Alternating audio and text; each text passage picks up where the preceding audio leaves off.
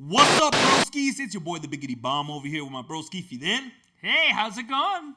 And the reason why we're here, right, is because during you guys are tuned into the Wandering Cain interview, which we're gonna play here in a little bit.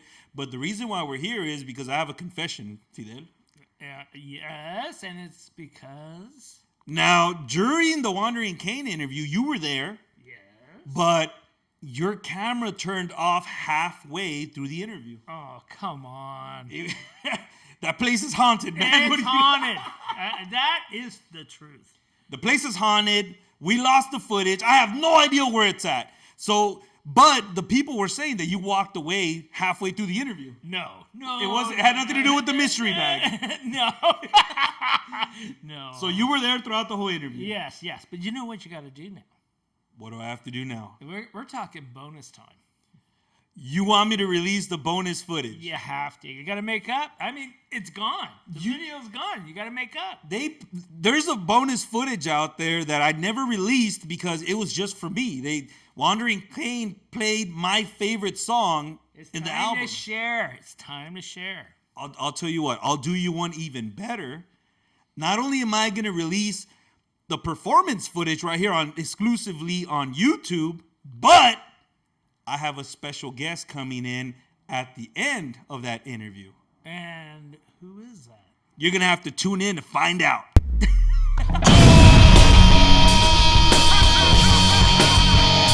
Oh, shit. Guess who's back? It's your motherfucking boys.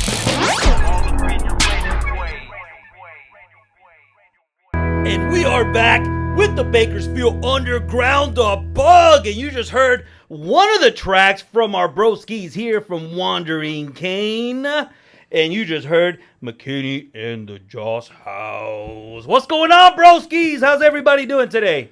Great. Well, everybody's good. I am surrounded by multi-talented musicians, poets, lyricists.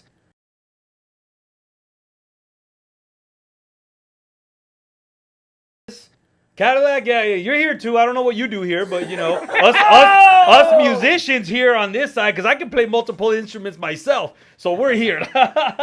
We're here with Fidel, Ian. Everybody's so quiet all of a sudden. Hey there. We got Paul. This is a high energy area. I'm doing good. We got Latti over here also as well. You know what's going on? We got this party started an hour ago. And, you know, I just didn't hit the record button, you know, we're over here doing microphone checks and everything, you know what I mean? And you guys were kind enough. You guys have a tradition. Fidel, you have a tradition, you say, right? Of these, of the cookies here. Can you explain what the tradition for these chocolate chip cookies are? Well, the first album, which I gave you today. We're going to get into that right now, too. Was recorded at a church studio. And Paul was running the studio there. Uh-huh. And this was about, I would say, about 33 years I want to say like 1990. 1992 was when this one was released, Yeah. So you started maybe like a year before recording all of this? Maybe 6 just months. about. Yeah. And we'd be recording. It'd be the three of us there, Ian, Paul, and myself. And Paul was the engineer there and helping co-produce it all. And you know, we take breaks, and across the street was a supermarket. So we go over there to get some drinks, end up getting like a 6-pack of beer, and then, of course, I saw the chocolate chip cookies, and I said... In the back of a church. And Cookies and beer. That sounds about right. And I was thinking, In the parking lot. You gotta have brain food, so... There you go. There it is. So, They're right there. will you do us the honor of keeping this tradition alive, you know, and let's crack it open. You know, you already saw we have our own tradition here. It's called the mystery bag, you know, so... But we have the mystery cookies here and stuff. Well, And I am going to start with Latti there in the there you go. corner. Ladies first. There you go. So every time we recorded, on this album, at Alm Studio. We Parables take- and Promises Kept. Yeah. Yeah. Well, no, the second album. Oh, the double second album right here. Yeah, we kept Cotton Ghost, yeah. We started. I started bringing cookies every time. Oh, right on. Yeah. So before anybody could have a cookie, they kind of had to earn it while they were recording. That came out. What do you have for me today? That's what you said before I give you the cookie. You know, that's awesome that you guys have that tradition. It just makes it fun. You know what I mean? So, well, before we get to the album, Cotton Ghost, this is a double album. I was telling Kat, like, I haven't seen a double album in years. This is awesome right here. This is awesome, you guys. And before we get into the album, can each of us tell me what is it? What part did you play in this album? What was your role here in this album? You want me to start? Yeah, go ahead. Well, what I did was I was the lyricist and pretty much the producer of the album. You put it right here if you want. He gives it a Bigfoot. Yeah, don't do that. You're not going to see it again. You know, about 5 years ago, me and Fidel have been writing for a while, but about 5 years ago, Fidel wrote a couple love songs to present to Karen. Wow. And he gave me and Paul about a week to kind of come up with something, show up at the studio, and just do it. How many songs? This was just 2 songs. Well, it was one You know- each. One each. One each. I gave them both a call. I said, look, my anniversary, it's our 32nd anniversary. That's awesome, man. Karen don't know any part of this, but I'm going to give you a lyric. You got a week to write. I called Paul and said, are you in on this? I'll give you a lyric. And he said, sure. Sure. And then So you they said, both- I want a mariachi band. It's not going to happen in a week, sorry. But anyway. That makes for a good story, though, right? But we showed up on that day. I had scheduled with Brian Boozer. All right, big shout out to Brian. Yeah. He's the man, On and studio. he is one of the most talented guys in engineering here, here or any place, in my opinion. He's Yeah, he amazing. is, he is. He's amazing. So anyway, that's the first time I got to meet him. We scheduled the full day there.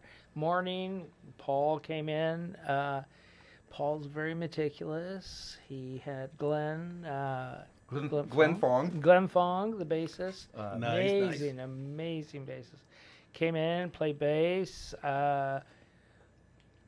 Did you use Jorge? Yeah, Jorge Santos. Jorge Santos played. another Now one, yeah. he was trying to make up his mind as he was listening to it, if he was going to do flugelhorn or was going to do trumpet. And of all things, it's been forever since I've heard a flugelhorn. He did flugelhorn. Oh, right on. All right. So nice. Paul's tune is basically, he'll talk more about it, I'm sure. It's a bossa nova. And his beautiful guitar playing just blows. Man, the that's beautiful, yeah. doors Yep. off Yeah, I of mean, it. what's cool about So what's cool about the whole project is we're not tied down to any specific genre. Yeah, I noticed that in the album. Yeah, Yeah, that's awesome. Keeps Yeah. the flow going, which is really Yeah. cool. Yeah. but anyway, yeah, we did those 2 songs. Fidel loved them, and let me finish the story. I yeah. want to mention the other person involved in there in the afternoon was Chris Newfield. You probably know of him. Chris. Okay. Yeah. He's just super talented. Came in, Yep. did organ on the song that Ian wrote. And then the nice thing, this is something else that's kind of amazing on behalf of Brian Boozer. That evening, because we didn't get the vocals done I think we did them next the day. next morning, Brian opened up early for you to get in there with Tony Fuentes. Tony Fuentes. Yeah. But in the evening, Brian, instead of doing the drum machine that Ian had used on his song, and Paul didn't use the drum machine, Brian went in himself and laid down drums. I've seen him do Paul's that. like- I've seen him. And that was just an amazing thing he did there. He's just such a great guy. Yeah, very talented. Yeah, I've done some. I've been there recording at Alm Studios, doing some videos for some artists there, and yeah, Brian is not scared to get up and just, hey, let me do it. He gets on the drums. I'm like, whoa, this is dope. He elevates the songs and stuff, which is really good. Which were the 2 songs that you were talking about right now? I did Sky of My Life. That That's a was the good one one, that I yeah. did. And I had actually been working on that song for a while. You gave us a week to do it, but I think I had started it about a year before, and then that takes me forever to write things. So I finally said, okay, I guess I got to figure this out, and I put the rest of it together in a week. But yeah.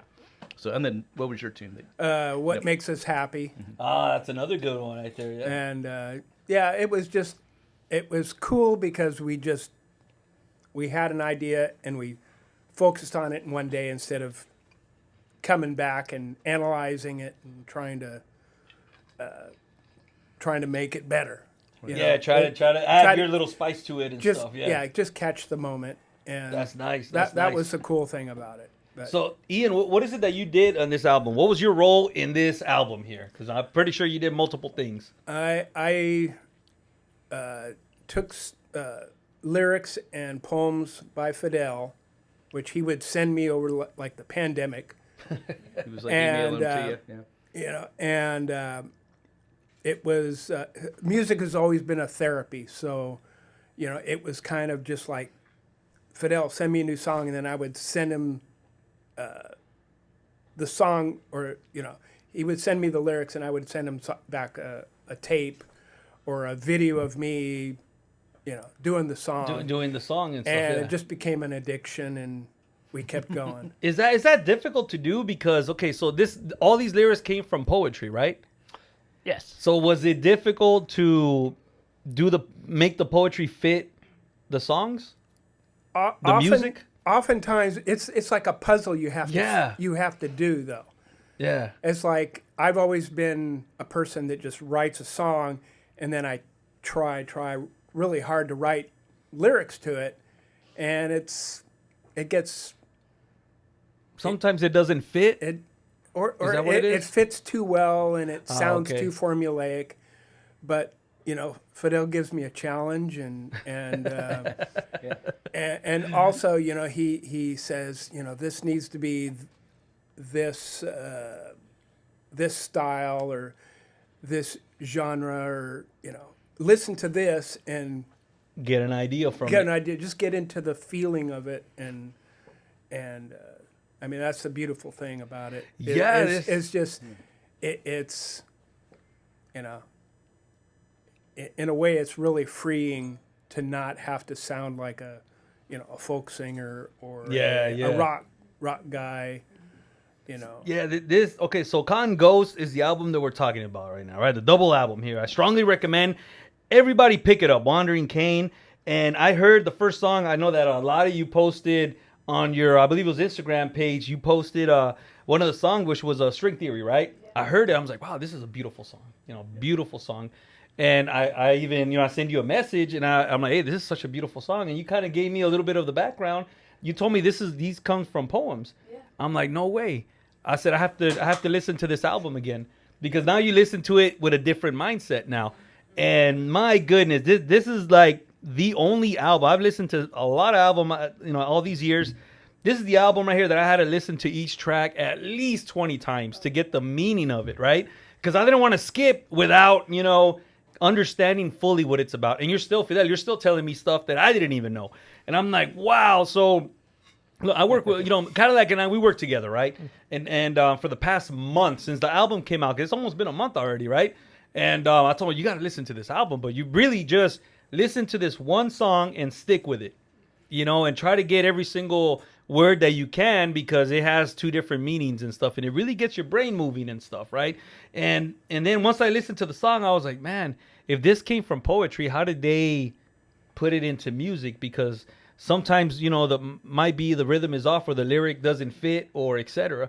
And I was wondering that. So Ian, that's where you come in then, right? Yeah, it just, you know, sometimes you know it feels better in a waltz or a 4/4, and then sometimes it just doesn't fit with either one of those. So, you know, on to the do next. a 5/4 song and you know, because you can't change a word to make it fit, because it changes the whole meaning of what the actual poem. Well, to be would honest, be, right? that's a contention right here, because I wouldn't call it a contention. I would just say when we work together, A lot of times, the poems, if I give you a Yeah, book this of is poetry, this is awesome. Right here, yeah. some of the poems that appear as lyrics in the album, they're not exactly alike. I'll sit down before I send something to Ian. I don't know if he knows this,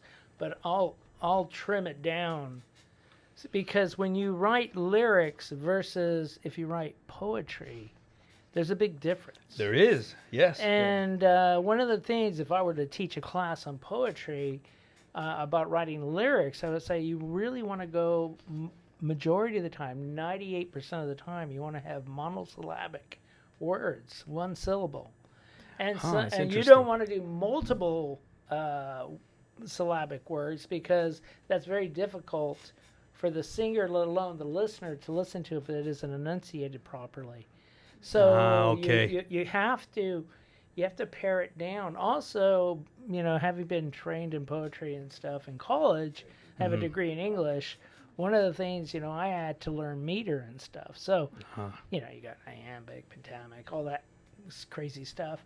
And, you have to take that into account. You also have all kinds of issues like internal rhymes, rhymes at the end, A, B, C, A, B, A, just stuff like that. There's a lot goes into it, yeah. Yeah, so, there's a big difference in a poem and just a lyric. So I'm kind of merging the two when I'd give something to Ian or even Paul. Mm-hmm. Paul's written, we had another album before called Parrots and Moonlight of a band we had. Paul wrote some songs on there too. Oh, I'm going to have to listen to that, yeah. It's on Spotify and streams.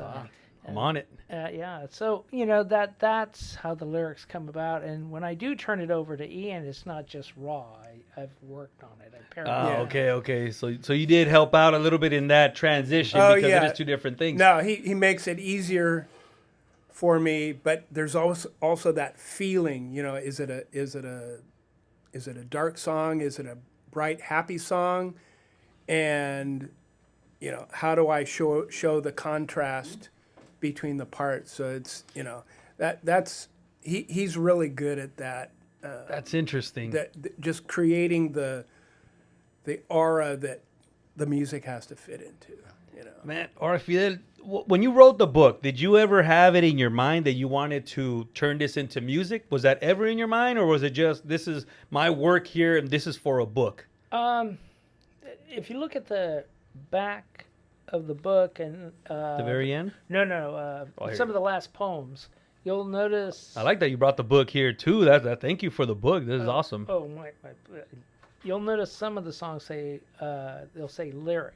Okay. I've pared it down at that point, and I just included it in this collection. Oh, that is nice there. That is nice. Some of them are poems that are just like one stanza or multiple stanzas, but they're not keeping any type of meter, so they're just going to clash if just if I would have given it to Ian, he'd just look at me, what the hell are you? Yeah, what is this? Yeah, in a scroll. Or give me the ball. He'd be going, no, go straight to hell, Fidel.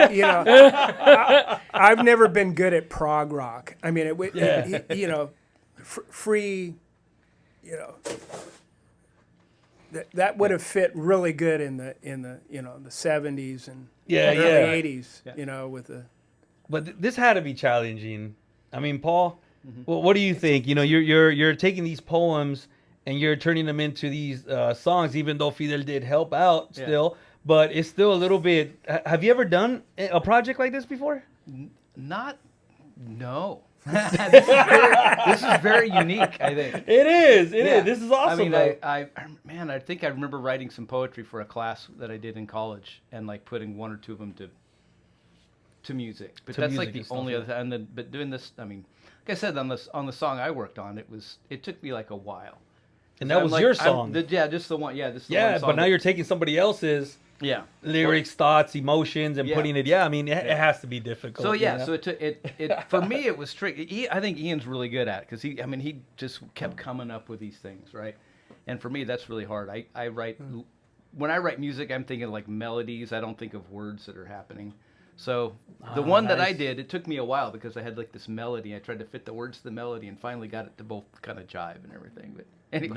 Nice. So. It came out really good. I really do like that every song is different. And once again, like I was telling everybody that was around me, listen to this album, but you're gonna stick to a song, and you're gonna be in that song for a while till you understand, get the full meaning of it. Then you feel like, okay, I'm ready to move on, because there's just so much. And like I said, these albums here, both these albums, or there's 3 of them now, it's a double album. They, even during my lunch breaks, I was listening to it, and I'm like, man, this is deep. You know, there hasn't been an album out there, honestly, that I can say has made me really use my brain this much. And at the same time, like, really be entertained by the music. Because once you got country, you got bluegrass in there, you got everything in there. And it's like, wow, this is really cool. You got a song that they flip it to Spanish too.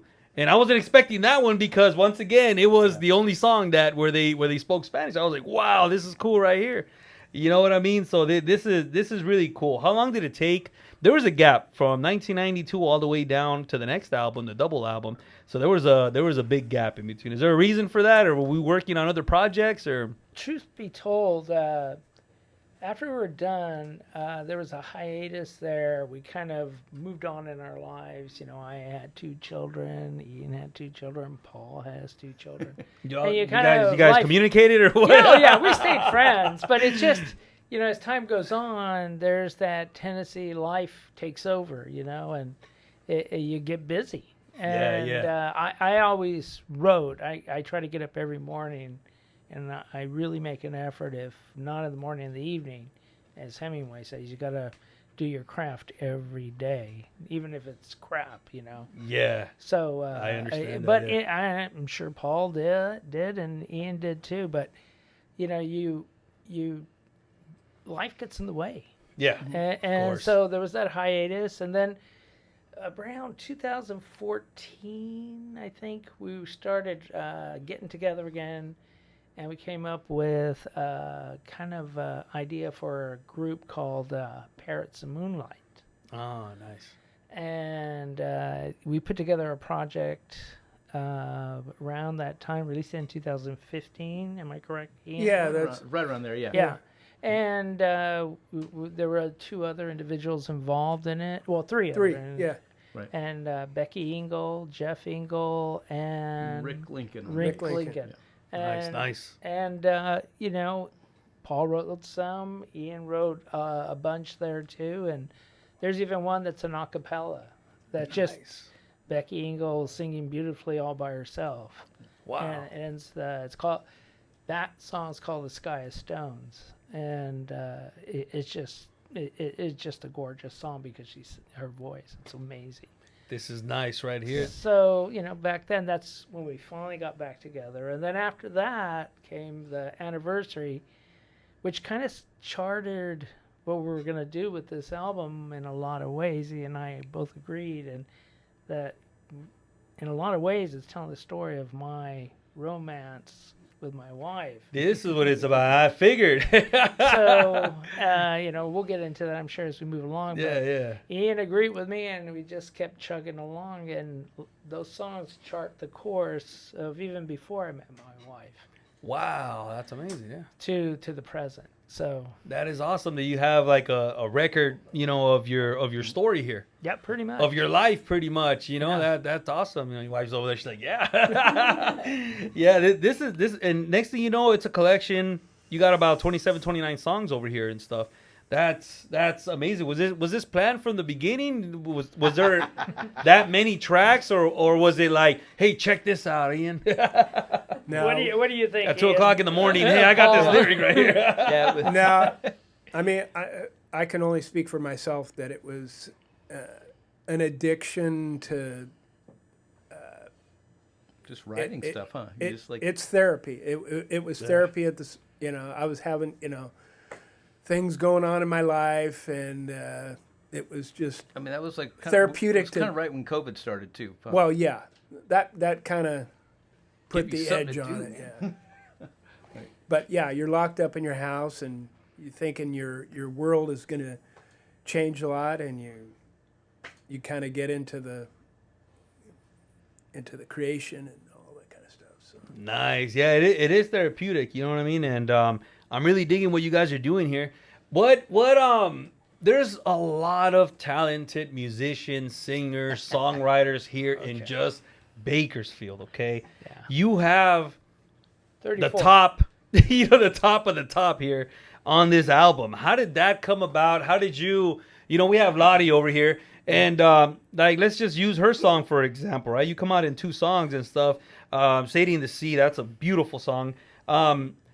How did you guys pick? Okay, Latti will be good for String Theory. Like, she just fits perfect. I'll tell you the story of Latti, how she got invited. My wife and I were out to dinner at, brain fog here. The little steakhouse over there? No. What's that? Saunders. A plug right. for Saunders. Yeah, big plug right there. She was playing live that night, and we were nice. having dinner there. My daughter joined us too later on that night, but she was singing, and we just heard her voice, and my wife goes, "Wow!" And I'm listening, and I'm going, "When she takes a break, we got to talk to her." So we got her number. She gave us her card. You actually had cards, Latti. She comes prepared, yeah. Very nice. Yeah. And I contacted her and said, "Would you be interested?" And she said, "Maybe." No, I'm just teasing. Wow, No, Lottie's as kind and I'll have my people wonderful. call your people. Yeah. Talk to my manager. Yeah. No, she said sure, and so That's we set up awesome. a time, sent her the words, Ian sent her the music, and she was ready, and we brought her in after we got the foundational aspect of things done, and that particular song kind of came from string theory. Be honest with you, it came out of time that I asked my wife to explain to me what string theory is. Mm-hmm. She's a science person in our house. Ah, okay. She's an electrical engineer, so she'd understand. So she sat down, and I started looking things up, and I said, you know what, this is interesting. I wonder if we could tie this into a love song. That's awesome. So, That is awesome. Because it's the theory of everything. That's Yeah. what string theory is. Theory of everything. So that's... Those lyrics go deep, and we're going to talk about these songs here. We're gonna break it, just like the song says, we're going to break it down. And then we got Chris Newfield on there playing what, Ian? Oh, gosh. Theremin. A theremin. Theremin, yeah. Yeah. So, And you have to go on the internet to look up and see what a real theremin is. All right. But that was what we were going for. Is it's an instrument from the 1800s. One of the first electrical. Yeah. It's the first electronic And instrument. we're still talking about the same song? yeah. Is Yeah. that effect that I was going to ask you guys about that. Yeah. I was that's like, what is that? I was trying to figure it Sounds out. like that Doctor Who sound. That's the sound that you hear in a lot of spooky movies. Yes. Woo. Yeah. Yeah. I was wondering what that instrument was, and every time I would listen to the song, I was like, "What is this?" That's amazing. That's cool that you're telling me right now. That's awesome, right there. It kind of went along with the whole idea Yeah. of a string theory, because in string theory, it vibrates. And Mm-hmm. you're talking about all these strings that are interconnected to the universe, tying to everything, and they're vibrating, and that's part of the theory of it all. And so that's where the idea of Man, being a theremin. that is awesome. One of the things that I really do love is you brought physical CDs. And Fidel, we were talking about this. We were on the phone for an hour. 2 people like us should not have each other's phone numbers because we're never going to be quiet, Yeah, especially about the love bug. You're still on that, huh? I love, but hey, I motivated you to write some more poetry right there. Yeah, one of the things that I love is that you have physical CDs here, and my goodness, this I love this because you don't see this anymore. You know what I mean? This is something that I miss. I miss physical CDs, even tapes. You know what I mean? Like, this is beautiful right here because you have to listen to the whole thing. There is no, you could skip, but it's you go through the whole story, everything that you're trying to tell in these albums over here. With streaming now and everything, it does change things a little bit. And before we break down the album Cotton Ghost, can you please let us know? Let's go one by one where we can find you on social media, because I want people to find you guys on Instagram, Facebook, whatever it is that you guys have. Go for it. Fidel, you want to start? We'll go around. You I can got a phone find number. Hey, don't be putting that in the bathroom. He's like, I know it's you. No, I'm on Facebook. I'm on Instagram. Just the general ones, just like everybody else. How about you, Paul? I'm just got Facebook. That's it. That's all you need, yeah. Facebook. Yeah, And I'm on Instagram. I mean, this whole thing has prompted me to get onto Instagram, and so it's just _wandering_Cain, There you go. and You have to I'm make it real- difficult. I'm real You have to sophisticated. make it difficult with the underscores. I hated it when I couldn't use capital letters. Yeah, you could. That sucks. Yes. And I have all kinds of people that are now wanting to help with that part, but it's a whole situation. Yeah. Yeah, but it helps for promoting albums. I see the clips that you've been posting and stuff, and that does help. I try to repost, the songs, whenever something goes out, to help out and stuff. Yeah. I just have to get on a schedule and not have to let, the rest of my life where I actually have to make a buck, get There in the you way, go. so. Yeah, it'll come. It'll come. Lottie, you want to get that microphone? Can you let us know where we can find you? Yeah. I know you're everywhere, Lottie. I know you are. You are everywhere. Me? Instagram, TikTok, Yeah, pretty much, yeah. Instagram is probably the main one. That's the one, yeah. Yeah, but yeah. You falling asleep over there? No, I'm wide awake. It's only like 11 I was o'clock. telling Lottie that, because the spelling of her first name, Yeah. she's really easy to find. I mean, you could Yeah. just go to Google, type in Lottie, and she's going to come up at the top of the list. Bang. And There you go. that's kind of unique. Where if you type in Ian Perry or Fidel Martinez or Paul Cierley, Comes right out, yeah. There's all kinds of other people Oh, with our because of the names. common name, you yeah. know. Yeah. I mean, Martinez. What are you talking about? Martinez in Bakersfield. Like, whoa! Whoa! What are you talking about?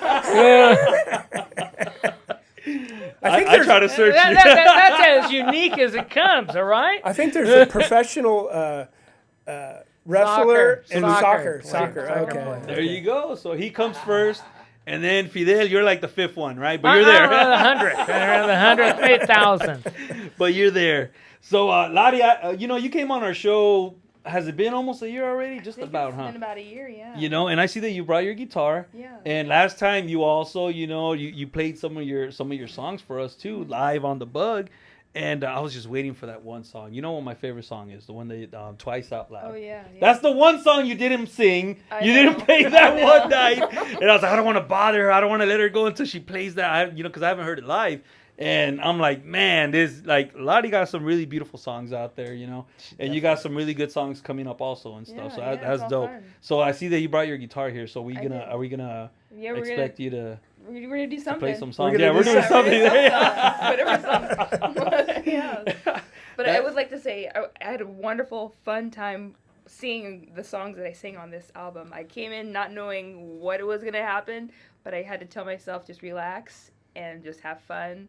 And it organically came together, and this is by far one of my favorite albums I've listened to in a very long. It trumps Taylor Swift for me. So That's dope. Oh, That's dope. wow. So really good. in string theory, right? The notes are pretty high. Oh yeah. Is this because you? I've listened to all your songs. I don't think you sing that high in any of the songs. You don't. I'm Huh? more of an alto. Yeah. But the way the And song, I was yeah. listening to his. Ian did like a demo. Yeah. Before I sang it on the record. And I was You were trying like, to whoa. find my pitch because I didn't want to change the key of the song. That's usually what I do. So I'm like, okay, we'll make this work. I can go up there. Yeah, I apologize because, a lot of times when we were bringing in other singers, there was no consideration done to a key, and it was kind of already in the can, as far as all the basic tracks were done, and Hey, she and, knocked and it out. yeah, she did. Yeah. But I think that also kind of puts you on the edge. And then I did something really evil, Uh-oh. and I put a key change at the end of it, Oh boy. Yeah, that was and made it even higher. And I apologize, but she worked out. You she knocked did it out. She Yeah. she did it. It also helped me, like, it was kind of one of those things where I actually, after singing that song, I decided to take vocal lessons to strengthen my range, to broaden my range. So Yeah, it actually helped. So something good came out of it. Okay. I think you did Alright. great. Yeah. You know, when I No, heard it, when I did hear the song, I said, man, is that Latti? Like, you're tearing it up in that song. Like, Oh, I've never man. heard you sing like that before. That's awesome. Yeah, That it is was different. awesome right Yeah, it there. was You know, I very really fun. did like that and stuff. So yeah, so you were torturing her over there in the Yeah, studio. and I felt bad at the time, but it turned out beautiful. Yeah, and it turned out you really, know. really good. And Really the good. call and response part, that was something I'd never done before. I'm like, oh, you can harmonize on that? Like, wow. And Brian was so good. You know, it was Brian. We got Was to that- give that boy some Yeah. credit. Once there. again, That Brian. was Brian came through because I threw out, we need to do some harmony. And Brian goes, hey, how about some call and response? Yeah. Even right on the spot there. He was wonderful about It that. filled up those little gaps that it needed, right? Yeah. Man, that is dope, man. Big shout out to Brian. Brian, that- you owe me an interview. Just so you're not mad at me, Lottie, when he did make that change the night before, he goes, can you send it to her? And I thought about it. I go, oh, no. I'm not going to do that to her. I ain't doing that. Yeah, man, it ended up being a really good song, and that's just one of the songs in this double album here. There's so much to talk about over here. So let's talk about this album right here, Cotton Ghost, okay? You got this beautiful album cover here. Can you tell us a little bit about this cover? What inspired it?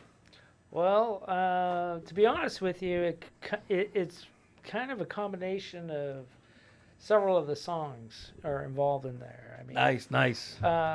from the idea of the song "Open Field Promises."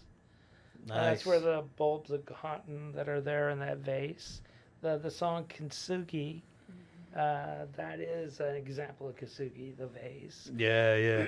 Ian's the one who did the cover for us. Oh, nice. And it has that on, Ian. open field there and falling stars there. And there are a couple little secret little Easter eggs in there. I'll let Ian talk about. Ian. No, you have to just look at the artwork and Yeah. find them. That's the thing That's with the Easter beauty of eggs it, is if I tell you about them, then It won't be funny. They- You won't they be miss- looking anymore, yeah? This right here is it's awesome. I'm really digging it. It kind of brings you into this world where you're about to be taken into, And you got a double album right here, which once again, it's unheard of nowadays. And I love it because every single track is different. So it won't feel like a double album. It feels like, man, you're just playing these hits, back to back to back to back. And Cotton Ghost by Wandering Cain is available on all streaming platforms. I have a physical copy here. So is this physical copy also available or am I just special?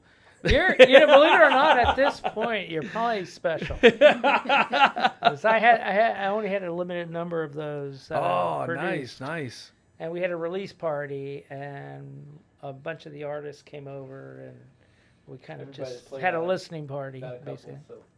Yeah, this right here, I really dig it. You know what I mean? And sorry for the people that can't get their hands on the physical album. I still have a CD player in my car. You know what I mean? And this is like perfect. I don't think I'm gonna open this one up because I do cherish things like this, right? Like these and stuff. And I really do dig what you guys, the project here. This is a huge project here. Cotton Ghost is available on all streaming platforms. Take my word for it. I've already posted my reaction to this album here. And as you guys already know, this is the one that you have to listen to it over and over to fully understand the stories behind and the meanings behind each of these songs and stuff. So I picked several songs. Now I already got in trouble for doing 3-hour interviews because I used to go through every single song, every single lyric, and that's why we don't have too many guests on now. I'm just joking. But I was told already, by the boss man, hey, let's cut it down a little bit. So I need to listen. You know what I mean? And so I narrowed it down. I picked 5 songs on each album. That sounds pretty fair, right? That's not too bad. Ian's looking at me like, he's like, you're going to keep us here all night, That's funny. But all right. So if I mess up a lyric, please let me know because there's some words that I had to look up. You know what I mean? And to really understand, once again, I don't want to skip a track without fully understanding the meaning of the song. Because as I found out later on, these are poems. And I'm like, oh, dude, let me go back and let me listen to it and let me fully understand, as much as I can. Yeah, all those songs that, we listened to back in the, I don't want to date myself, but, in the 80s, maybe. All right. That we thought we knew the lyrics. Yeah. And we sang along with them with our friends. And then we find out later that the words were a little bit different. Yeah, they were and different. It blows you away. Yeah. But being able to dive in and understand the story is important. So it is, you listen close, and hopefully, the singer pronounced those words okay. You know why he's saying that? We're recording so often, we'd stop in the middle of his singing, and I'd have to yell over the comm, "Enunciate! Enunciate! Yeah. Enunciate!" No. You got to say every single syllable. It is important, though. It is, right? And Paul, was that you? Yeah. That's why he's quiet. He's remembering. You traumatized him and stuff. Yeah. So the good thing about it is that I have all three of you guys here, and Latti, you're here also, that you guys can correct me on the lyrics and stuff. Because once again, this is very important right here, and I don't wanna give out the wrong message and stuff, or maybe I misunderstood. Hey, sometimes people understand in a different way too, But the first track that I have right here is Open Field Promises, right? And we're gonna play a little bit on the background right here. This is how we kick off the album right here. What a beautiful way, right?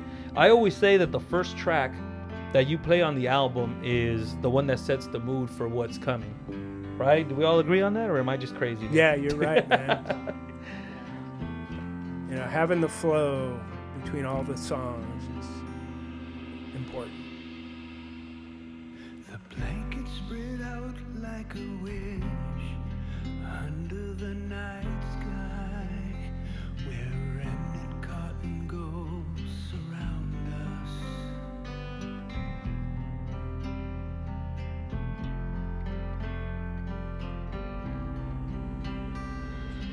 There by my red car ticket. So some of the lyrics right here, I hate to even stop the song a little bit. This is beautiful right here, but some of the lyrics here that you have is, "This is happiness I whisper," right? "Beneath the sky so big, it scares me.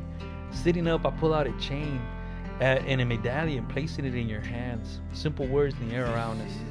Like, what can you tell us about this, man? These are powerful words, man. Well,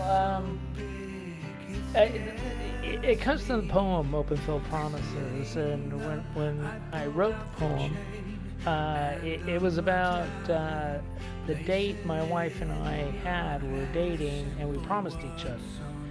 The medallion comes from the only thing I ever got from my maternal grandmother. She gave me a gift of a gold chain and a medal. So that night I had planned out to get a bottle of wine, my red cars out there. As I told you, I had a mixtape. Oh, yeah, you gotta have that mixtape. Trying to set the mood. And, we're drinking a glass of wine, and the ticking sound is, the idea is, when, it's a combustion engine, as it cools, there's a ticking sound. But it also kind of mimics the idea of a clock. So okay. The whole idea of time passing. So, and that the time has come to make a promise to each other. Nice. And the image of lying on your back looking at the sky, it's so big, but that's our future. Wow. So all those things are built into those words, and the image of, simple words sown. It's that imagery of sowing things, because you're in the middle of a cotton field that's been picked, and the remnant cotton goes are just the bits of cotton floating around in the air, and that's where the title comes from, Cotton Goes. So that night, we promised each other, it would just be her and I. And when I handed it to my wife at the time, she told me forever, and I go, and a day. Because forever is not enough. Fidel, you're gonna have to start writing the love letters to my girlfriends. So, this is beautiful. Like really, this is a beautiful. You know what I mean? Listening to this song with my headphones on, it's like you describe everything in detail with so much emotion, and it's like, my goodness, you feel like you're there. Oh, You know what I mean? I really do appreciate songs like that, and this is just the first song. You're just catching he's Fidel's really good at capturing a moment in a piece this big. Yeah. And creating, the succession of moments and just kind of putting it in an emotion that can be expressed artistically. Yeah, you don't get too many songs from any era like that. There isn't too many where you capture that small little moment, but it means so much. You know what I mean? Like that's amazing. Like I said, this is just the first song right here. Paul, anything you want to add to this song here? Yeah, it's just really pretty. Don't cry. He's like, I'm acting strong. I'm acting tough right now. It's a nice, Yeah, it just sets the mood for what's coming, and what a beautiful way, you know what I mean, if you have this album needs to be heard either with headphones, because once again, you just get sucked in there, you get sucked into this world, and it's like, man, I actually listen to it on the speakers of my house too. If I had this on vinyl, oh my goodness, you know what I mean? That'll like take it to a whole other, But this album right here, wow, that's just the first track. This is beautiful right here. The next song we're going to talk about is McKinney and the Joss House, and on this one right here, I put it on, right? And on this track, we learn the tragic fate of Billy Lynn, right? Who was shot and killed by that no good son of a bitch, Jim McKinney. I actually had to look up the history of it. That's the open code. Yeah. He was trying to show me he was unarmed in the middle of an alley. That's what I say. Well, you'll hear Jim Ranger sing it. Yeah. And it happened Jim just Rogers, steps away from where we are right now. Isn't that amazing? The Joss House, where the whole thing went down. It's part of Porterville history, Bakersfield history. Yeah. Yep.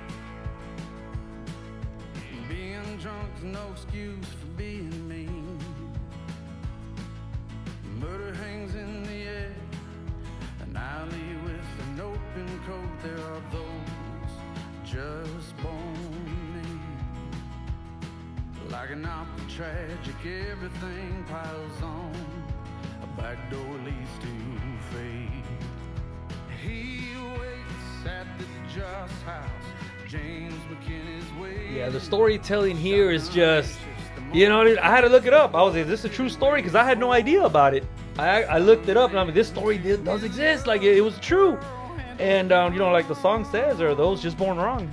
Like, well, the interesting thing, there's a line in there, opera tragic, when I was researching the poem, when I wrote the poem, because it's included in that book of poetry too. Oh, nice. The sheriff he killed, when he first came out of the back end of the Josh house, the back door, he shot and killed the Bakersfield sheriff. Yeah. But the sheriff's brother, he died in his arms, came up and held him till he died. He's the one who ended up shooting McKinney. But that son of the sheriff became one of America's great opera singers at that era of time. That's why it's an opera tragic. It just piles on. Ah, nice. So nice. it's just a tying into the sheriff's son. Just give him a bit of a nod. And Yeah. I thought it's a crazy story. I actually spoke with Robert Peterson from Notorious Bakersfield. We're talking about this story. I told him, hey, have you heard this song?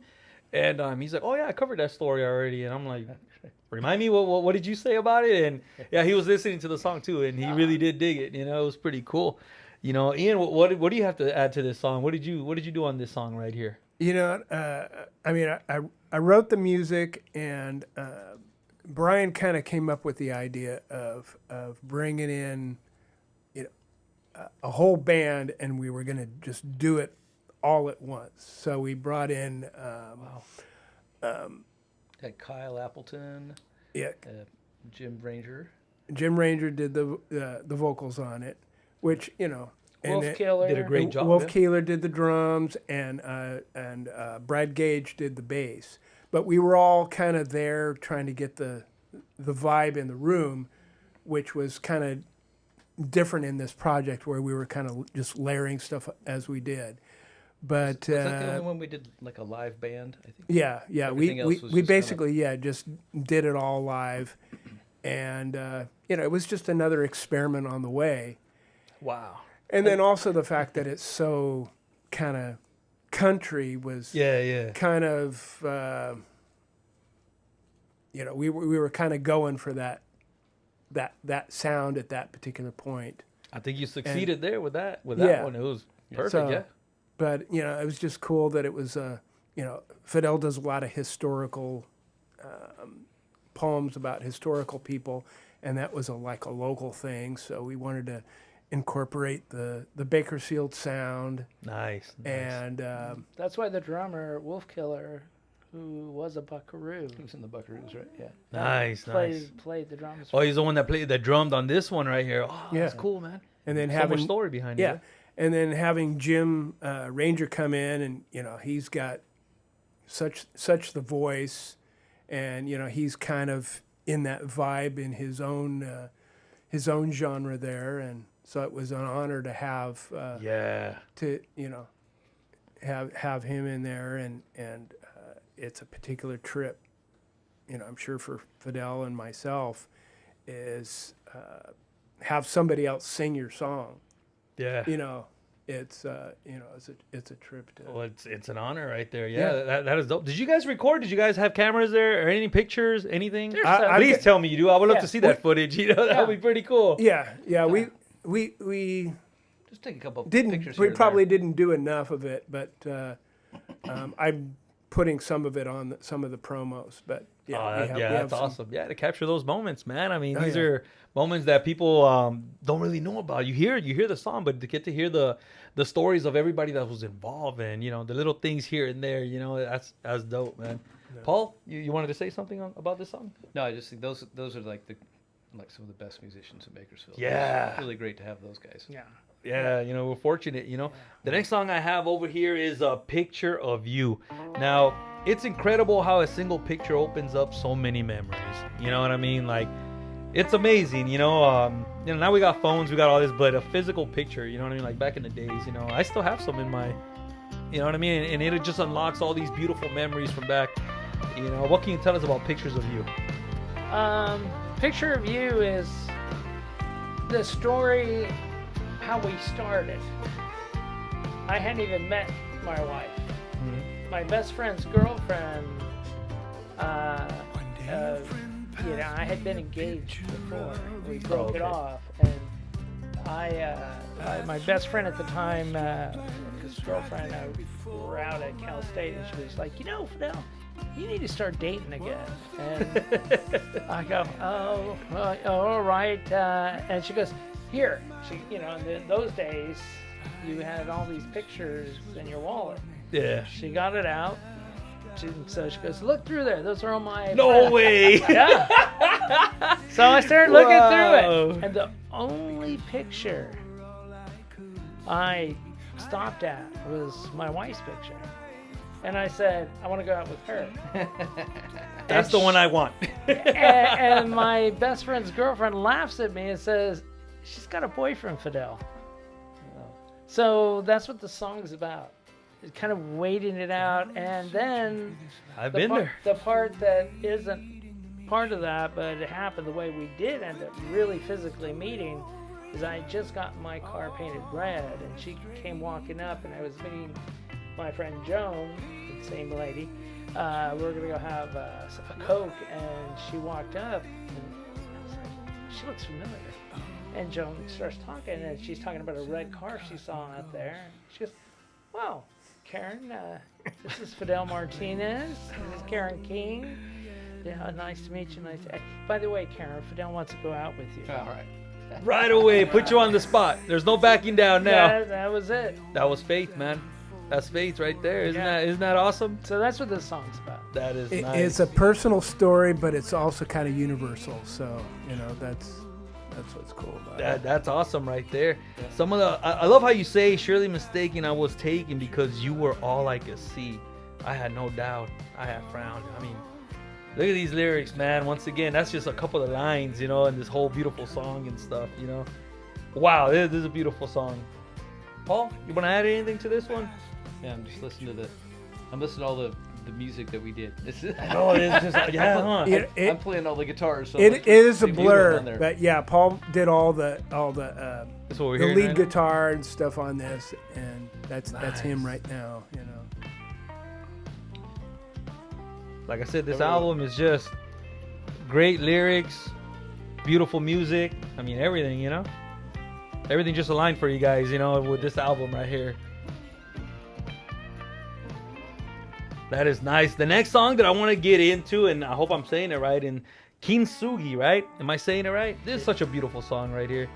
And, you know, huge shout out to Susan Laws for that beautiful voice of hers, you know, which elevated the song to a whole new level, you know.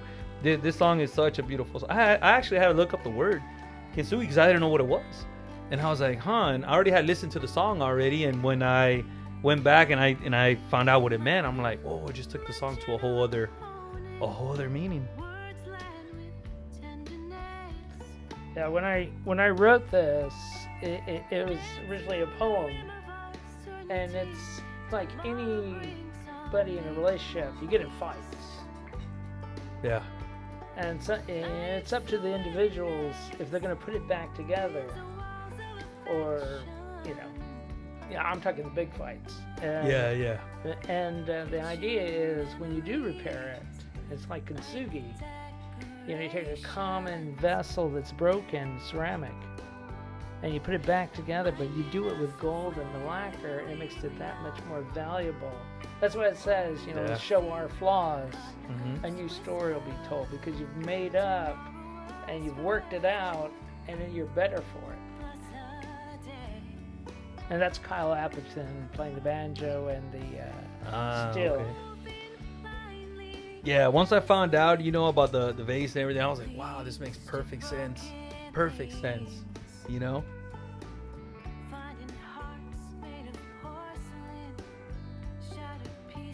You guys have any memories of this track?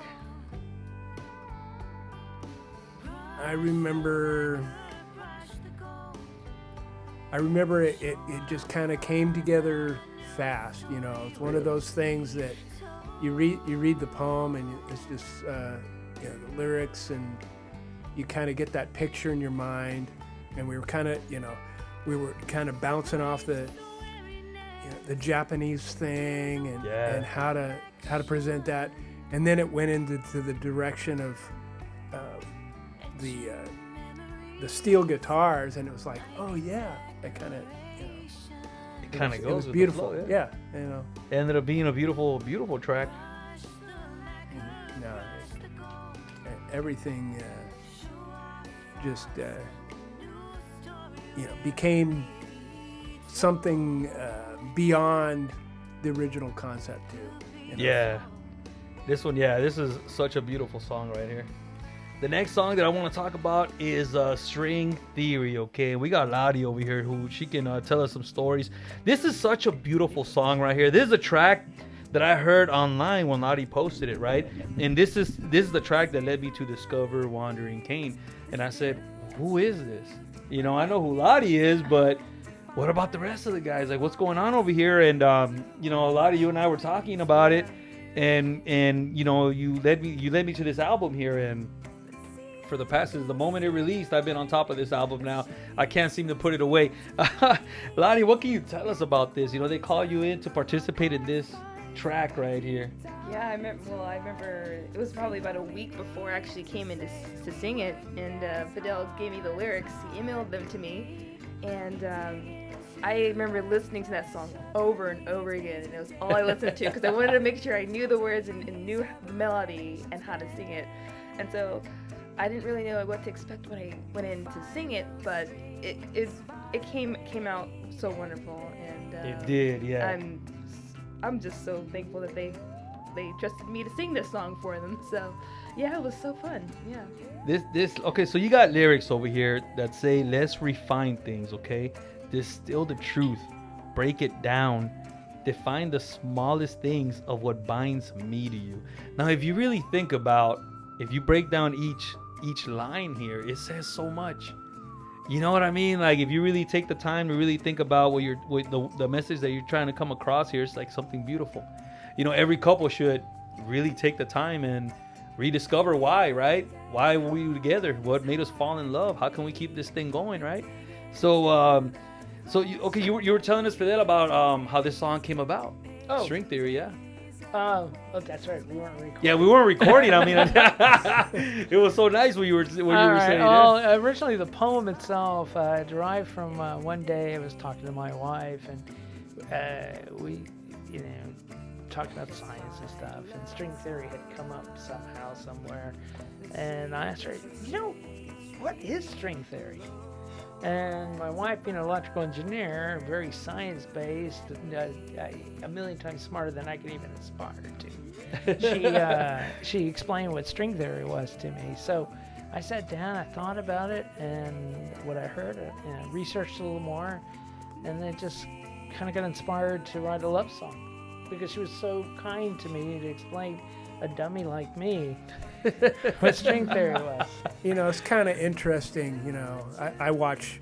I don't know if you've ever watched like Star Talk or something like that, where no, I haven't. Neil deGrasse Tyson is talking about physics and stuff like that. Yeah. But it's kind of neat that physics can also kind of poetically talk about love and attraction and isn't that repulsion amazing? and the need to come together on things. That's awesome. I really do dig the message. Tell us about that one instrument, because it was driving me nuts. I was trying to figure out. The Therapin.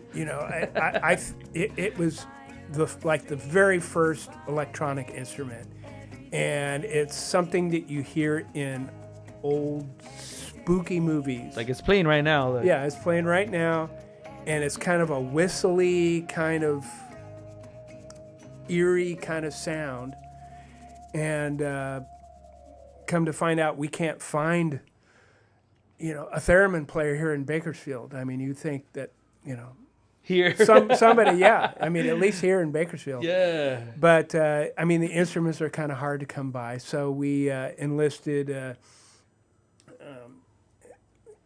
we enlisted Chris Neufeld, who's a genius on, electronic instruments and keyboards and all that kind of stuff, and say, hey man, can you program the sound? Can you make it sound authentic? And if you go on the internet and you look up theremin, you can find music that has it. So it's kind of easy to research, and it's just a matter of find somebody that's got the talent to find that sound and program it and make it work, and Chris did that. That's awesome. That little sound right there just elevated the song. Yeah, it's a unique thing that makes you go, what? Makes you go, what? Yeah, so I like listening to all albums in Apple Music because they have spatial sound, right? Mm-hmm. So that extra speaker in the back, and instead of left and right, you got a speaker now in the back now. And that sound just kind of travels everywhere. And I'm like, what is that sound? Like, I was trying to figure out what instrument, and it was killing me. And, we had this conversation here off air, and I finally got to figure out how you guys did it. That's awesome. That is awesome right there. And this is the only song that has that instrument, right? I don't think I heard it again on the whole album, so that's cool. Yeah. That makes this track extra special, too. Yeah. That's dope. Latti, what's going on over there? You chilling over there? I am wide awake. Yes, I'm listening to everything. How was it being in the studio? You land this track here, and how was it when you were there recording in the studio? Because once again, like I told you, I've never heard you sing this high in this high note, before. Like, was that something that was challenging, or you walked in there, I got it? I mean, it was a little challenging, but I got through it. And honestly, that was the first time ever recording in a studio. I never recorded in a real studio. That's true, so that was very new to me, but it was fun because I always recorded it at home. And working with Brian, he's very patient. You're there for a while, yeah. Yeah. Well, actually, it wasn't too long. I don't think we were in there too long, I don't think. Yeah. But I remember them telling me to when I first sang the first take, I was a little nervous, and they remember Ian coming and Fidel coming in and saying, just relax, And so once you get over that part, it's like, then you get more comfortable as you get towards the end of the song. Like, oh, okay, yeah. Just works pretend like you're at home and stuff, pretty much. Yeah, You know? yeah, because I'm like, I'm just singing for these strangers. I mean, I don't know you guys, but you know. Yeah, I can understand you being nervous about that. Yeah. Latti seems very, very comfortable to me, and very prepared, which, you know, is excellent. Sometimes people think they're prepared, and then, you know, the little light comes on, and you freeze. Yeah. Freeze up, yeah. You know, I was missing that tonight when I came in. Was, you know, on the air light, but you know, Brian's got that vibe of that place. It's not sterile. It's like you know, it's obviously a recording studio, but it's just relaxing. It's got just a homey feel. and that makes a huge difference. I mean, I've been in other recording studios where, you know, everything's kind of looking down at you, and you feel like you're crushed. And but you know, Latti was over prepared and ready for anything, which I think is the way to be. All the time. You know your material, and then you just let the moment happen when you're there, and that's what I respect. No, that's awesome right there. It's not an easy position to be in, you know, especially when you're surrounded by all these talented people and stuff, and everybody's looking at you now because it's your turn now. Yeah, especially I got to work on a song with Marlon, and that was kind of like, I didn't know what to expect because we didn't practice beforehand. We just went in, and he kind of just like... Marlon Mackey, yes. He's amazing. He really is. And he guided me through the vocals and the harmonies and how to stack them, and he just gave me my note. I said, just give me my note, and I can sing it. that was Sadie and the Sea. Yeah, Sadie and the Sea. Oh, it's such a beautiful song, and we're gonna get to. I got some notes on that one as well. Fidel, you were telling me how you discovered. No, you're not in trouble. How you discovered. He's like, what did I say? What did I tell you off air? You were telling me how you met, you know, Latti for the first time, right? You were at a restaurant and stuff. Yeah, at Saunders' restaurant there. My wife and I went to dinner there, and she was singing there with just her guitar. And my wife goes, my God, she's got a beautiful voice. Yeah. And I was like, oh, just amazing. And I go, we both looked at each other. I go, you know what? I got to ask her, see if she'd like to come in and participate on that. Because it came a point in the album as being a producer, I wanted to guide this in to open it up to as many artists as I could invite to participate on this thing. So, you know, Lottie's turn My came up. goodness. Latti, how do you feel after you listen to the album is complete now, and you're in this album here, which is amazing. You were involved in this that not a lot of people, you know, can say they were. Yeah. You know, and man, what do you think? It's such a privilege to be on an album with so many other fantastic musicians in this town. I'm just so. I remember when the album dropped. In September. I was in Morro Bay, and I was on vacation, and I was on the beach, and I said, I'm gonna wake up early tomorrow morning. And right when it landed on Apple Music, I listened to it the whole day. I reached out. I texted Deidre Patrick. She was also on the album. I said, did you hear this? Like, so she had heard it. And she's like, oh my. She said she hadn't been this excited about an album in a long time. And I said, same here. So I listened to it nonstop all the way home, and then kept listening to it, and it was it's still on my. I just can't get enough. I love it. Yeah, I like it. I asked her because, you know, when I had you on the show, you had just started, you know, doing your music and stuff, and now it's awesome for me to see you that you're involved in a project like this, man. You kicked ass on this album right here. I really do dig it. Thank you. So the next track I have over here is Camille Cadell. This one is really cool. I really do like the whole message of it, you know, and this is featuring Chris Newfield, right? Am I saying it right? Yes, Chris There Newfield. you go. He's the backing vocalist. Ah, nice. And he's doing the still drums. And Paul's doing the Django style acoustic guitar. This is where Paul comes in. All right. And Jill Eglin on accordion. Jill accordion. When this was being put together, I had to have an accordion on this. So Brian knew her. She plays with. She had a band called a Celtic band, Banshee in the Kitchen. Banshee in the Kitchen. Yeah. And so, this is when we were beginning to rev up of getting different artists in. So, Oh, this is early on then. yeah. What can you tell us about the person, Camille Cordero? She was a sculptress, right? She's a sculptress. Well, Yeah. there's a tie-in to my wife again. Oh, okay. She's my wife's favorite sculptress. Oh, right on. Nice. She nice. went around with Rodin and her. And, so I a long time ago, I wrote a poem about her. And That's where it ties in, yeah. So, and then Perfect. Ian and I and our wives went and saw the Camille Claudel exhibit down at the Getty just recently. Oh, okay. So, Nice. so she almost got forgotten. She's another one of those poor women that they try. She went kind of crazy for a little while. They put her in an insane asylum. Yep. That's another story I looked up. I'm like, there's a lot of story behind here. Yeah. Oh yeah. Yeah, there's a movie. There's a thing at the Getty, and then all the artwork that she created during her life. That some of it she didn't even get credit for. Yeah. I mean, that's kind of the cool thing about the story is, there's all these geniuses that maybe didn't get credit for it because of their gender or their race or whatever. That their stuff is still here now. We're talking about it, 100 years later.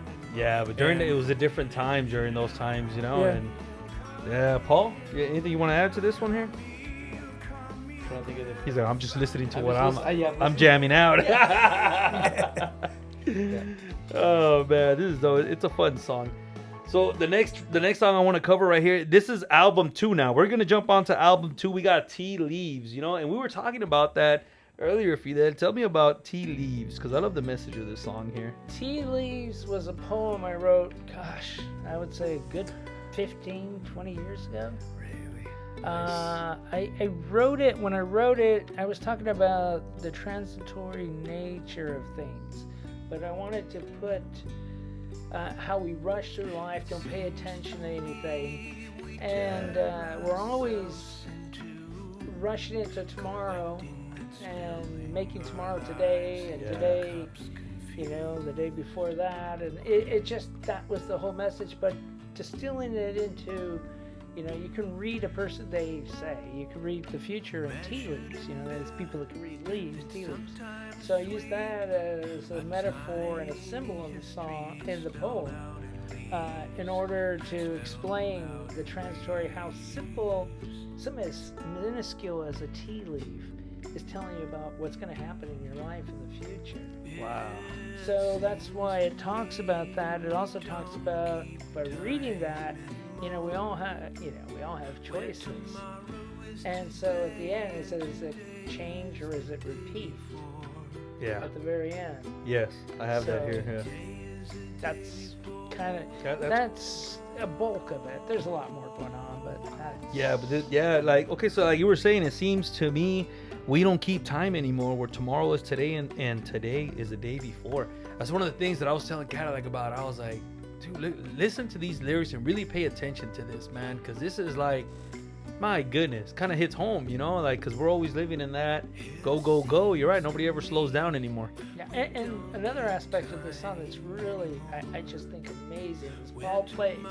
That's a ukulele. Oh, Paul? Paul's playing a ukulele. He's getting down there.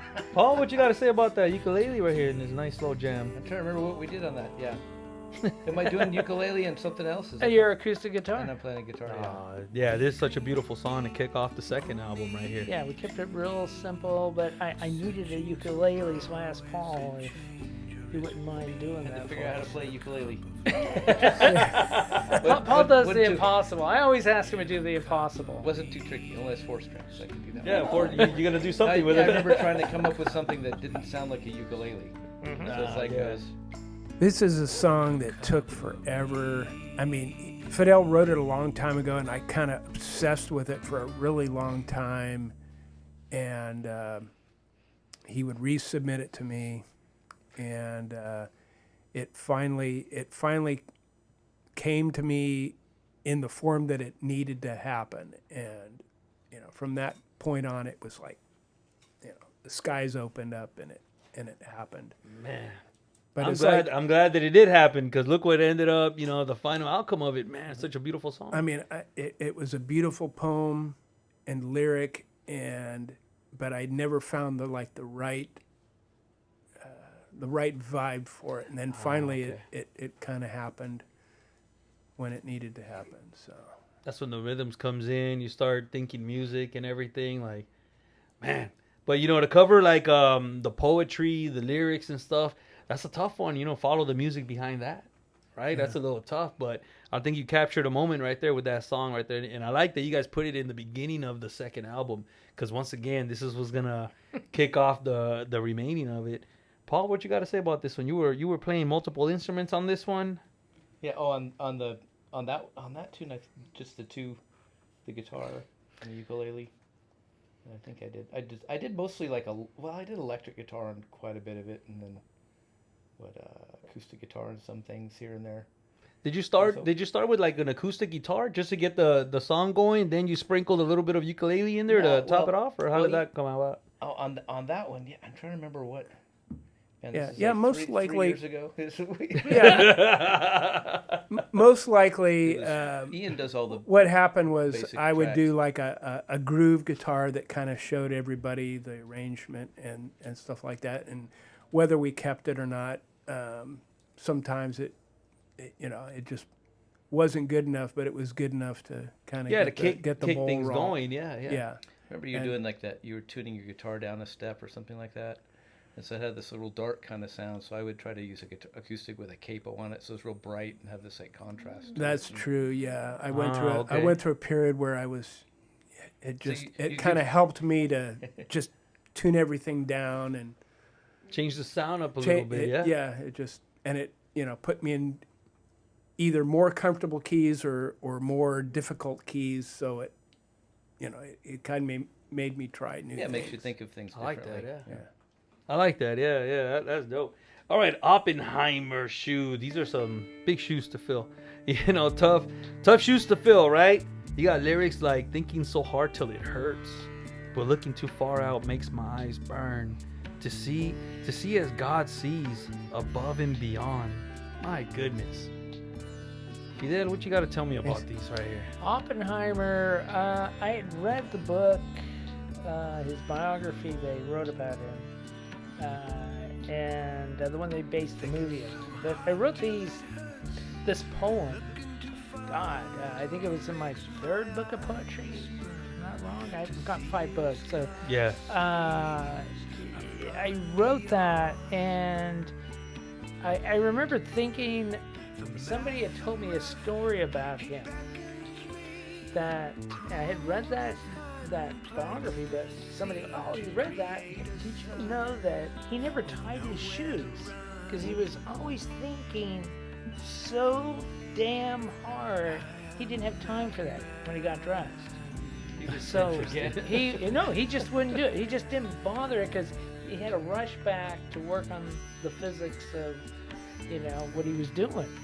But at the same time, when I wrote the words, I was thinking about a lot of the things. So I was personifying a lot of these issues of hate, of because when you're at war with someone, against the Axis powers at the time, this wasn't just for the Japanese; it was also for the Germans and all the Axis powers that were there. So hate's involved there. That's why there's those issues. He talks about that early on. The second part talks about a blacklist. Well, his wife was kind of, as we all know, she was kind of almost a communist, sympathizer and stuff. So she was on a blacklist. I put him on a kind of a blacklist later on and stuff. That mention is there. It's also talking about the emotions that, you really, a man like that undoubtedly thought about how many people died as a result. Can't even imagine of that. And you gotta, that's part of it. That's why it talks about, it leaves no peace for him. Yeah. And also the idea that we're always sitting on this whole issue. He created this bomb, and in the movie they talk about it. But I wrote this so long ago. But the issue of, we live in an era where a button could end the world, Yeah. and we're always under that heavy cloud of that, and we try to ignore it. But that's kind of built into that poem that I wrote there. What he's thinking about. Yeah, that's tough. A lot of people don't get into the story of what happened after. Yeah, and you're right. It's like so much went on with him after that. It was, my goodness. And the reason the sitar's in it, in the tabla, is originally it was just, Ian was playing a guitar he was trying to sound like a sitar. And we invited Johnny Hopped. I'm going to get to it. Oh, okay. I'm getting there, Ian. Okay. I'm trying to give the story. So as a result of that, I was talking to Brian, and Brian goes, I go, man, I really want a sitar on this song. And not a guitar trying to sound like one. I want a sitar. And Brian goes, I know someone that plays a sitar. And he goes by Joni now. Okay. So he played a sitar, beautiful sitar. So he came in, laid it down. Paul is amazing on the electric on this because he stayed out of the way of the sitar. I just Yeah. wanted to hear the sitar, man. Yeah. And he did an amazing job what he was doing, dancing wow. around it. And then Joni said that he played the tablas, which are those drums that have the little rubber in the middle that are from India. Yeah, And I that's know what exactly that what is. you're talking about, yeah. Yeah, and Wow. that's how those instruments got put on there. That's awesome, Paul. Yeah. Yeah. He did a really great job on that. It was just Yeah, this is a completely different sound than the rest of the songs. Yeah. Joni was a former guitar student of Paul's. Yeah, I gave him lessons for a little bit. Really? I didn't teach him how to play the sitar, man. Just take They- the credit, they man. figured Yeah, I'm just trying to shine a little I light know, on it. look at him. Hey, come on. They're not listening, man. Just Hey, take the give you some credit. kudos. That is funny. I really do like the rhythm of the song and the way the song takes shape and the storytelling on this song. Once again, it's completely different sound than the rest of the album, and you got a lot of songs out there, and I like how you're explaining all the different sounds also, Well, that Ian was great about that because, the whole idea too with Oppenheimer. Remember, he when the bomb went off, the first one at Alamo, the words he said, it came from the Bhagavad Gita, Yeah. where he says, "And now I am death." I have become death. Yeah. Isn't So- that crazy? Yeah. So that's kind of inspired the whole idea, I guess, with the getting that sitar in there, and just tying it all in with Oppenheimer. I love it. Yeah, it just, you pretty much, just in that 3-4 minutes that the song lasts, you put us into Oppenheimer's head and what he was going through, you know what I mean? And it's just, man, that was tough. And you were able to capture that moment. They no. I just wrote words. There you go.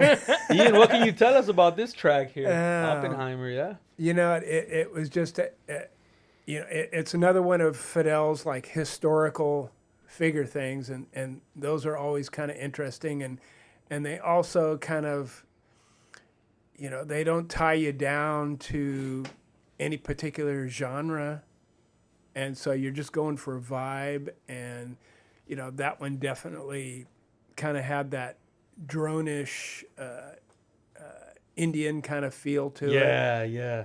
And I kind of lucked out too. A sitar is like an open-tuned instrument. So if you start changing keys into weird keys, you're shit out of luck as far as what the sitar player can play. But it lucked out, and it was just fate, that it happened to be in the right key for that instrument. And so that just makes you feel good, too, because it's like it just fell into place. We pulled it off. Yeah. That's awesome. I like that. Fidel, you're scaring me here because you're picking different characters in history, and now you heard my show, The Love Bug. I have a feeling you're gonna write something about it, about me next. As long as these gentlemen play it, have Latti sing it, we'll be good, That's funny. And the next one is a beautiful song, Calle Sagrada. This one right here, my goodness, such a beautiful story about the little things, My favorite line in this track is, when you're in love, you celebrate all small rituals. I love that because I used to have these little things that we used to do that people don't really pay too much attention to those little things. The storytelling here is awesome too in the beginning. I try to make you laugh. Coffee in the morning.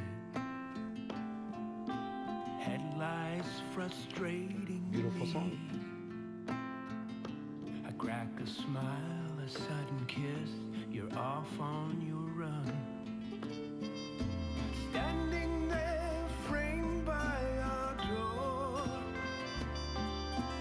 Me staring after you. Wondering about luck, or could it be fate? My goodness.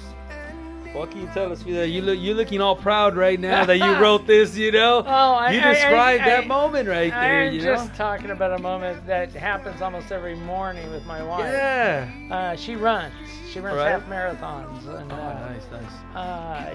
she leaves in the morning and we make coffee.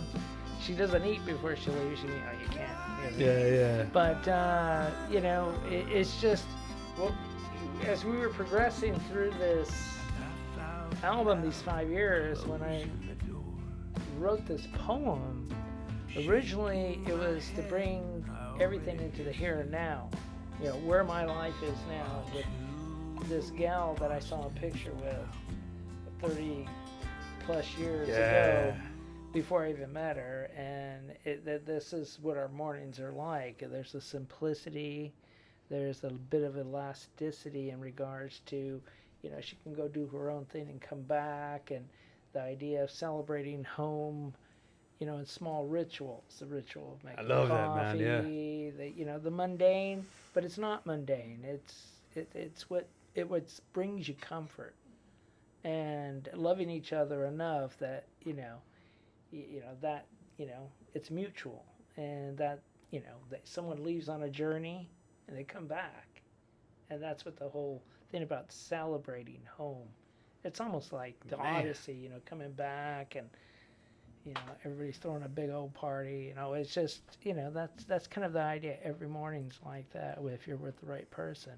Yep. So that's awesome, man. So anyway, it mentions my 2 Bostons that I don't have anymore. Okay. And that's what the last song's about on the album. Oh, we're gonna get there. We're gonna get there. Man, but yeah, this one, Calle Sagrada, such a beautiful song. The story that you tell, like you said, is just that moment in the morning when, your beautiful wife is about to take off, that you describe everything. It's like if you're there, Yeah, it was very, this was during the height of the pandemic when we were kind of all locked down and working from home. And, I don't know if he wrote it around that time, but that's when I received it, and that's kind of the the air that I was breathing at the time I was listening to it, and I just needed to recreate that vibe that I was getting from the from the words, and that's just kind of what came into it.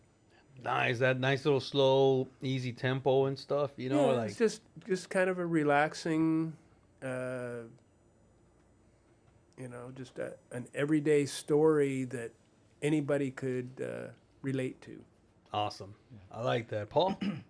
That was one of the ones that had you had your original scratch guitar just stayed there, and that was it. That sounded. I think that was your original guitar part on there, or something like it. That was you playing guitar on that one, and I'm just kind of adding stuff, but it had that simplicity to it, just that Yeah. It's a basic, just tuned down guitar. It didn't need much, right? In this song, Yeah. like, it was Yeah. just right the way it was. Yeah. Well, Paul brought in Chris Tyner Chris Tyner. All right. with And- muted horn because we were throwing around ideas, and I said, muted horn would be so cool. Tell him. Yeah, just a real And I pretty sound. contacted and talked to Paul about it, and he works with Chris Tyner up at BC, and Chris came in and laid down that horn.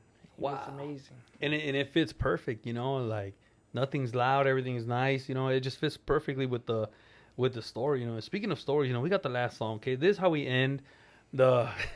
This is how we end. Fidel's looking at me laughing. So the last song that we have for the second album, which completes the whole album, this is like the perfect song to end on this journey that you've taken us, all you gentlemen.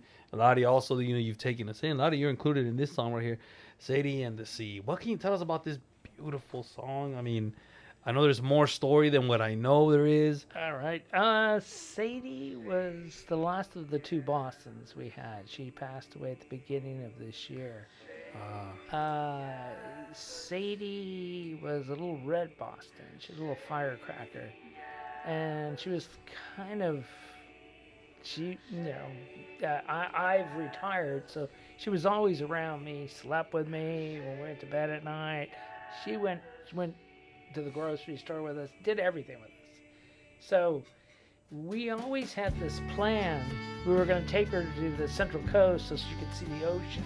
Oh, man. We never got to do it.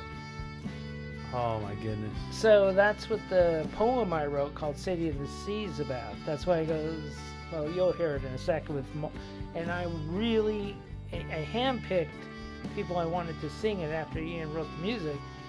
I really wanted Marlon on it, and I gotta have a backing vocalist in there, and I want Latti to sing this. Man. So we did that, and so that's the story behind it. It's an unfulfilled promise, we both had made to ourselves to take her there. Wow. You got lyrics in here that say unrealized hopes, introductions never made, our time's too short, I wonder as I walk alone. You know what I mean? Like, my goodness. And the song continues on. I really want people to listen to this. I got more lyrics in here for the song, but I really do feel like the people should just go out there and listen to this beautiful song.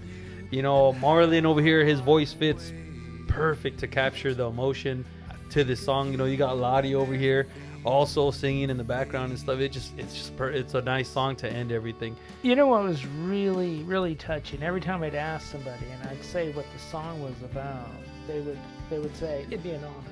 Like Joe Eglin, when I asked her to play accordion on this, she says definitely it'd be an honor. Yeah, because it's so close to you. Yeah, and they were just wonderful. Every musician that took part of this particular song, that was the words that even Marlon told me this. It would be, I'm there. Just let me know where. Yeah. Latti did too. It was, and what a great job Ian did in the composition. Latti, what can you tell us when you hear this track right here? I mean, there's just so much emotion going into this song right here. When you get this track, what goes through your mind? It's just it's a peaceful song. You can just absorb, listen to it like with the headphones on and just get lost in it. It's just so emotional, and it's the chord progression that Ian chose for this song. It's the right tone for what the song is trying to tell. So. Yeah, man. Ian, what can you tell us, man? You put in some work on this track here. Yeah, It's so beautiful. I was like, I knew the subject matter behind this was really painting. This was a healing song that I became obsessed to kind of help my friend out after his loss, and it was like, this is like one of those things where Fidel sent it. I knew the story behind it, and I knew he was grieving, and I knew that if I did the right thing to this thing, it would kind of help him heal and come to terms. But it was also, it could be about anybody in your own life that our parents or our grandparents that we didn't spend enough time with, and we didn't get to do the things that we now think that we should have done with them. And I think that it just kind of brought that all back into me. When I'm doing something like this, I'm getting into the character, both Fidel's character, but also understanding what I missed with my parents or people that I've lost over time. And Wow, and because it's so universal, it's like it connects. Yeah, there's so much emotion, and the one lyric, this ain't even on my notes. The one lyric that says, "I think of you and everything turns gray." My goodness, man, that's the one line that gets me. And I had this song on repeat and just listening to the message, because man, like perfect, like what you just explained right now, Ian. You know what Everybody I mean? can connect with it. Anybody can connect to this song, except somebody that's. There was times in my life where I didn't really understand, and if I would have understood, I would have spent more time with the people that are no longer here. And yeah, man. But it's it's beautiful in that way that it's a healing song, a teaching song, and also just understanding that we all have these flaws that where we are not present enough sometimes in our lives to connect with people that eventually will never be here again. Wow, well put, man. That's well put. You know what, Paul? Do you have anything to add to this track right here? Oh, I'm just trying to think. What did my memory of Sadie and Max was like whenever we come to your house, you knock on the door. And it'd be like somebody threw like a couple of bowling balls at the door. Just running up and they just slam against the door. Wow. Yeah. It was fun. They were Sweet the dogs. greeting committee there. Man. Just couldn't wait for people to get in the house. Yeah. What made you pick this track for the final track? Believe it or not, Brian Boozer played a big part in that. Seriously. And when we laid it down, I asked Brian to play the drums on it with brushes, and he Brushes, yeah. Yeah, and he said, "Oh, it'd be an honor. Definitely, I'm honored you're asking me." And he goes, "Fidel, Ian, I think this really should be the last song." And He called it, man. yeah. He called it. That's it. What a beautiful way to end this double album and stuff. And this is one of the songs. Once again, I'm a big believer of the final track is the one that stays with you. You know what I mean? And what a great way to end this album right here. After being taken on this journey right here, Cotton Ghost. It's available everywhere. You heard the stories over here now of just half of the album. There's so many tracks in this album that, man, you guys got to come back one day and let's talk about the other half. I really do appreciate you guys coming out here and taking the time to come over here and talking about this album, breaking it down, because I know I'm not the only one that wanted to get the inside story in this really good album here. You guys got something very special here. Wandering Cain, Cotton Ghost is the album. There's two discs. You know what I mean? So you're not gonna run out of music here, not for a while. It's 29 tracks. Believe me when I tell you, I listen to everything. I'm really into all kinds of music, but this one right here really stuck with me, and I strongly recommend. It's available everywhere right now. And before we leave you with the premiere of, we got one of the songs that we were having a hard time choosing because you have so many songs in here. You guys kicked ass in this album right here. But Fukase's Ravens. What can you tell us about this track here?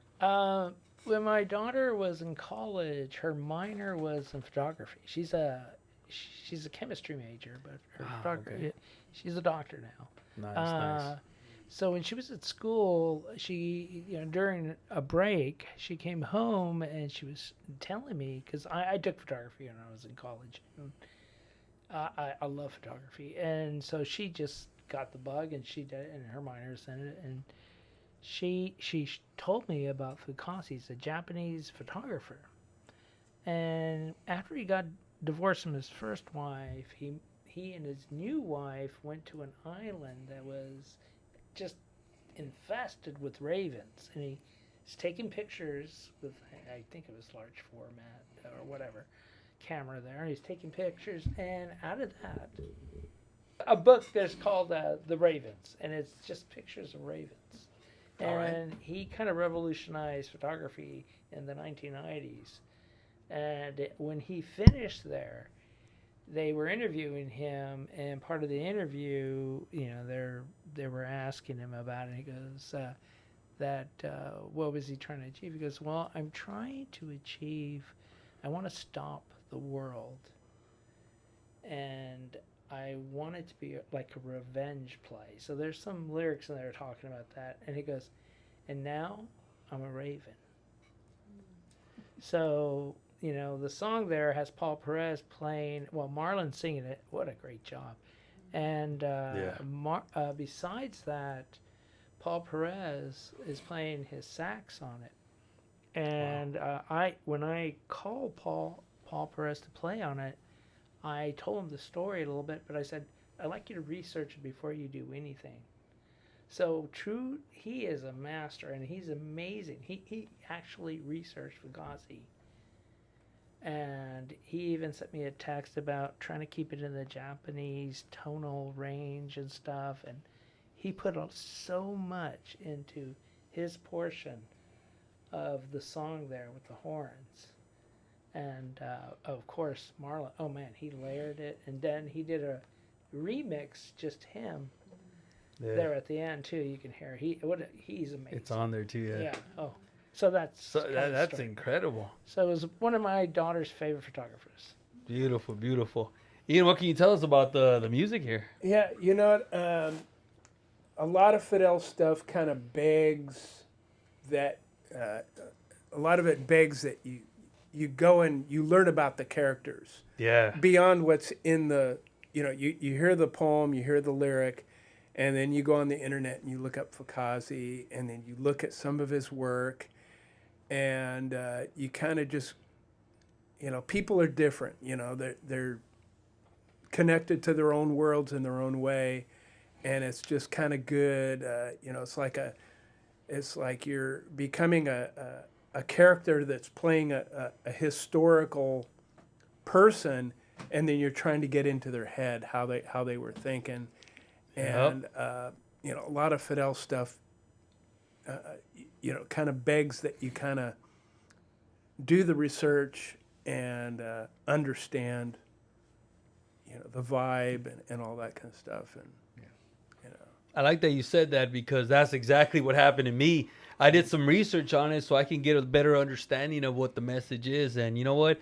I know after people are listening to this show here today, they're gonna do the exact same thing, and that's what we want, right? Yeah. We want them to get the full message of what's going on here in this album here.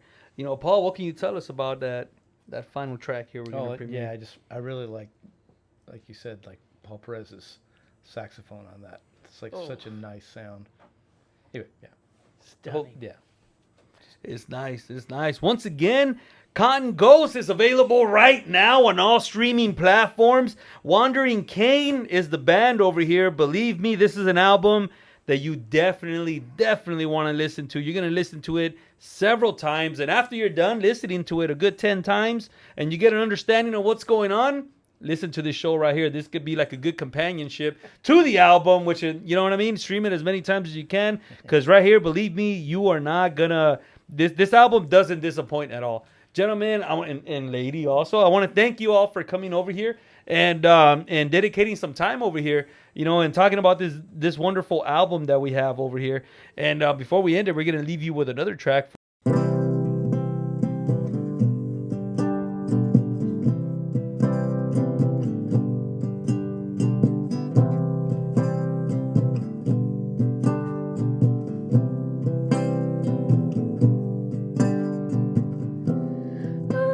Refine things, distill the truth, break it down to find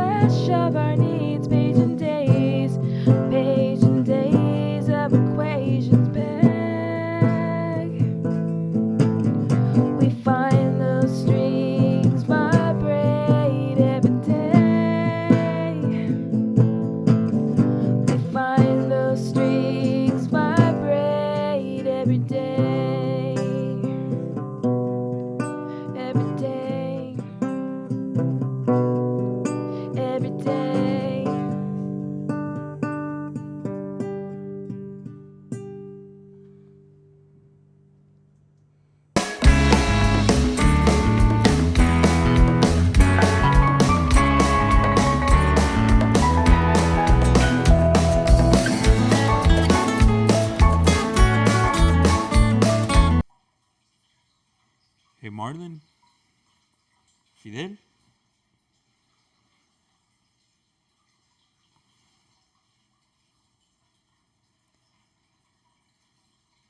Oh, fuck.